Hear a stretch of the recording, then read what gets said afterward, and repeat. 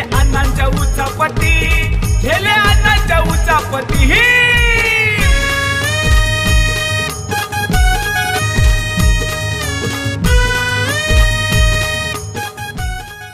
भांडू नका रे बाळांनो, भांडू नका रे, भांडू नका.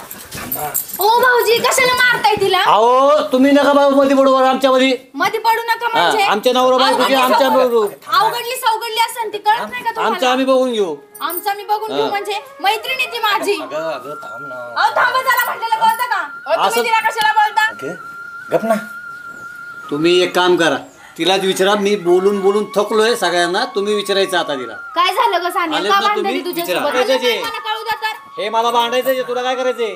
सगळ्यांसंगच भांडायचंय. सगळ्यांसंगच भांडायचंय.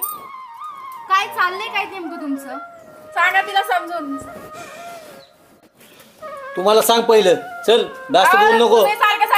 अरे बाळ रे, कवर ऐकून तरी सांगा ना. नाही झाले सारखंच भांडण. असं नाही रे बाबा, भांडू नका रे. बरं झालं 2 वर्ष तू जेल मध्ये होता, बरं होतं म्हणून.